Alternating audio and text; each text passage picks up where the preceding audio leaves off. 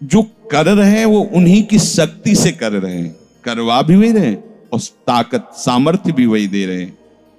कभी किसी भी अच्छे विचार या अच्छी क्रिया में अपने को भूल कर भी करता मत मानना, तो बुरी क्रिया कभी होगी ही नहीं।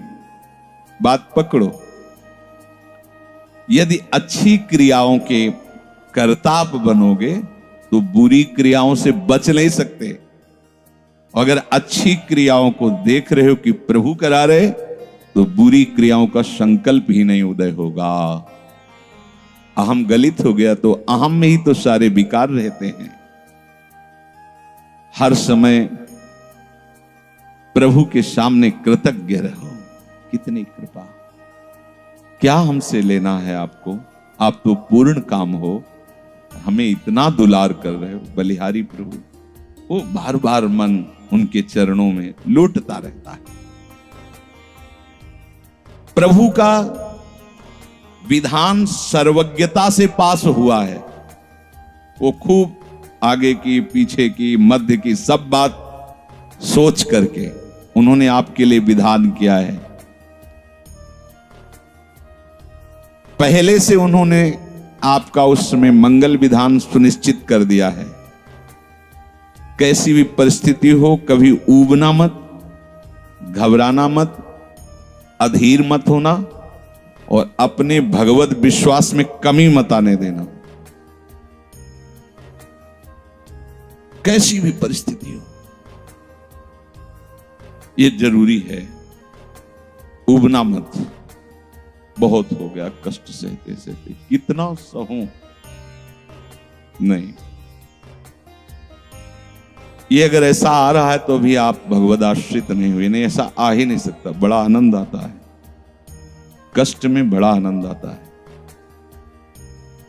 पूरा का पूरा मन, इंद्रियां केवल प्रभु में होती है, क्योंकि कष्ट में कोई विषय की इच्छा तो होती नहीं किसी को भी। भारी पीड़ा है तो सब उसी में होती। जिसने अभ्यास किया है भगवत चिंतन का, आश्रय है प्रभु का, तो कष्ट में भाग के कहां जाएगा। उसी में तो एकदम तन्मय हो जाता है मन, इंद्रिया। आज जो आप भागवती का अभ्यास करते हो तो आपको पूर्वाभ्यास परेशान करता है ना, विषय चिंतन।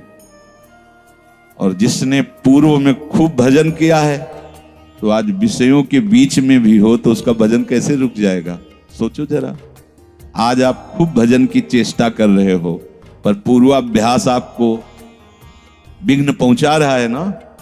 ऐसे ही यदि आपने भजन का अभ्यास किया तो वर्तमान में कैसी भी दुखद, विषयमयी कैसी भी परिस्थिति हो, वो कैसे रुक जाएगा।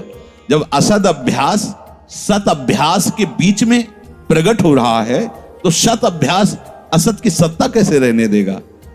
इसीलिए जो भजन परायण जन होते, भारी से भारी विषम परिस्थिति में भी हर समय भजन करना नहीं होता, भजन नृत्य करता है, वो निहाल हो जाता है। सुख किसे कहते तब आप जानेंगे, सुख का परिचय तब आप जानेंगे जब इतना भरोसा हो कि कैसी भी परिस्थिति हो, उबना नहीं, घबराना नहीं, अधीर मत होना और विश्वास में कमी मत आने देना। कब तक भोगूं, कब तक। ऐसे लोग हैं उद्दंडता करते हैं, पाप करते हैं, उनको बुखार भी नहीं होता। भजन में लगे लोगों को देखो कितना कष्ट। ये क्या है प्रभु, कम से कम उनका शरीर स्वस्थ रखो तो आपका यश गा रहे भजन। उनका विधान सर्वज्ञता से भरा हुआ है। तुम अल्पज्ञ हो, तुम वर्तमान की बात सोच रहे हो। वो तीनों कालों को देखकर निर्णय करके परिस्थिति दिया, इसलिए मस्त रहो उनके भरोसे पर। कभी कई बार चर्चा की है प्रताप राय जी की, बचपन से भजन परायण थे,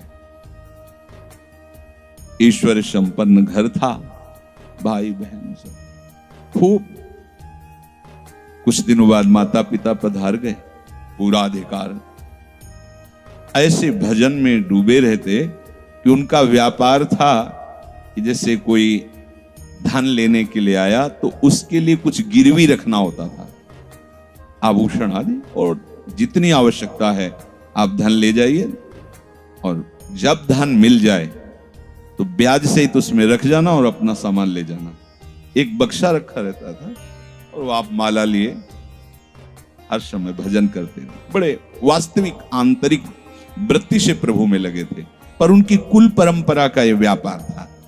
जैसे सदन जी की कुल परंपरा, तो कुछ गृहस्थ ऐसे महापुरुष जो अपने, भगवान भी कहते पर धर्मो भयावहा सुधर्मो निधनो श्रेया, पर धर्मो, वो जो वहां का काजी था उसने देखा कि बिना किसी प्रयत्न के बड़ा आनंद इनके चल रहा है, तो जलन होती, जो भगवत विरोधी जन, विमुख जन होते हैं तो जलन होती है। इसको दूसरे रूप में हम कह सकते हैं कि प्रभु अब उनके भजन का फल देना चाहते थे। दोनों बातें, परिणाम जान गए हैं इसलिए हम कह रहे हैं प्रभु उनके भजन का फल देना चाहते थे, और वो वर्तमान से देखो तो वो द्रोही थे, भगवत द्रोही जन। 3 लोगों ने काजी से मिलकर कहा बड़ा सुख लूट रहा है, हम जाके देखा है, बढ़िया काम बन जाए। वो देखता भी नहीं कि बक्से में क्या रखा गया।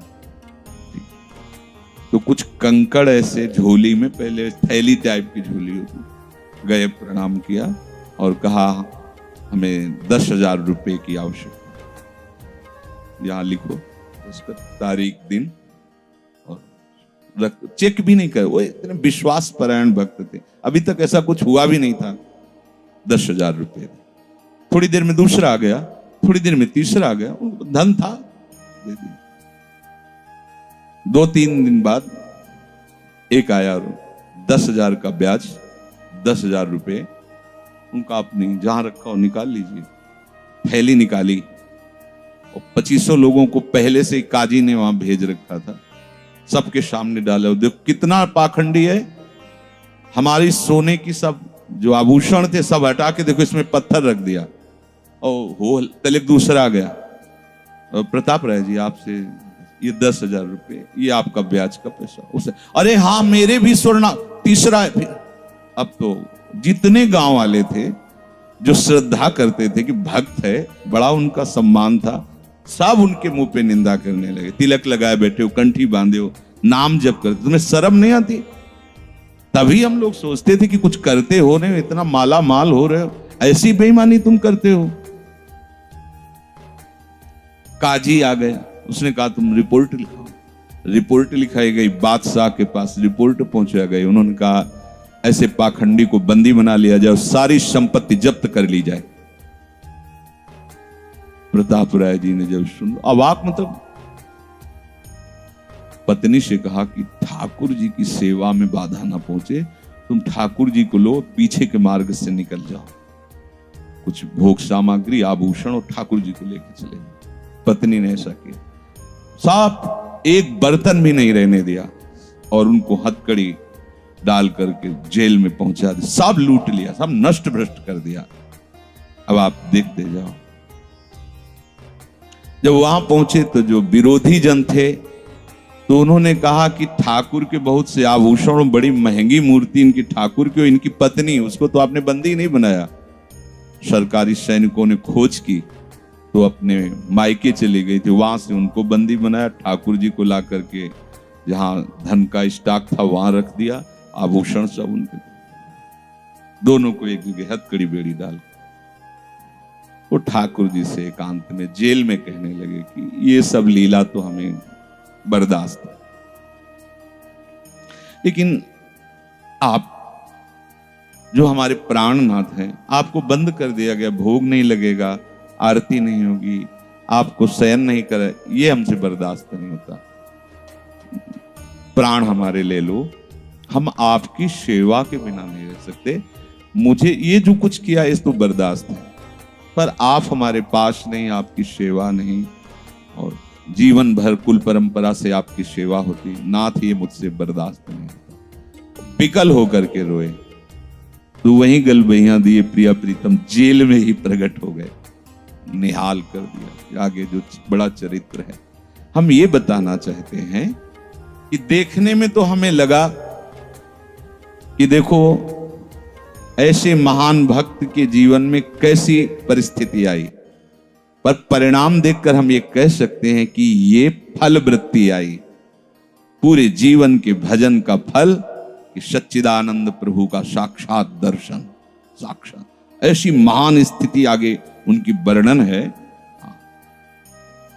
यह कह रहे कि ऊबो मत, घबराओ मत, अधीर मत हो, विश्वास में कमी मत होने दो। अब प्रभु ने क्या देखा कि इसे ना संपत्ति के हरण का दुख है और ना इसे किसी सम्मान नष्ट का, पूरे जीवन भर सम्मानित रहे, गांव के सब भगत जी हैं, सब मिटिया मेट हो गया, इस बात का कोई दुख नहीं, केवल मेरी सेवा का सुख। आगे चरित्र में आता है फिर उन्होंने जो लीला की कि बादशाह चरणों में झुका, पूरी समाज के सामने उन तीनों ने स्वीकार किया मैंने कपट किया, फिर जय जयकार। ये तो उनके 1 मिनट का काम होता है, ये उनका है। तिनके को ब्रह्मा बना देना, ब्रह्मा को तिनका बना देना, ये उनका तो खिलवाड़ होता है। इसलिए कभी विश्वास कम मत करना, क्योंकि ऐसी परिस्थिति आ सकती है कि आपको लगेगा कि अगर भगवान होता, मान लो वहीं थोड़ा सा नकारात्मक सोच कर ली जाए कि ऐसा क्या, जीवन भर आपसे प्यार करके भजन, इतनी भारी बेइज्जती, ऐसा ऐसा। भक्त अगर ऐसा चिंतन करता तो शरणागति नहीं, क्योंकि शरणागति में विपरीत चिंतन की जगह नहीं होती, शरणागति में संशय नहीं होता।